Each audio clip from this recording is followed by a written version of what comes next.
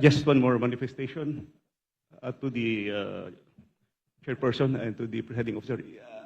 Also last Friday, I reiterated that this long-standing tradition of granting parliamentary immunity has been practiced to all the former vice presidents that I have experienced in this chamber.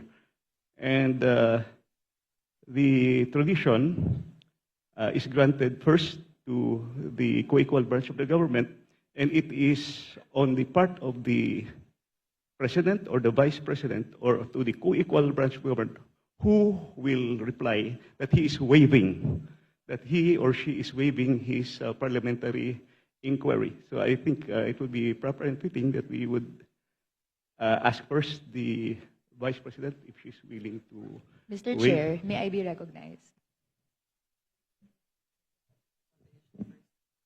I think I still have the floor. So there's a question whether or not we should afford.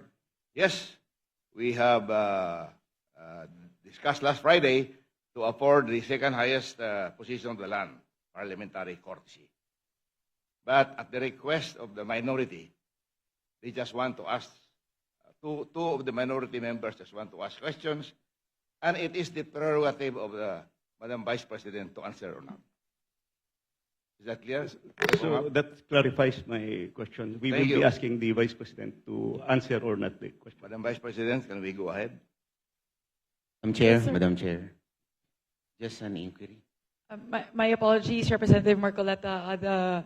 Her Excellency Just was a about very- to respond to the query before we recognize An you. inquiry Let's po. please yield the floor to the Vice President as she was about to make a response to that.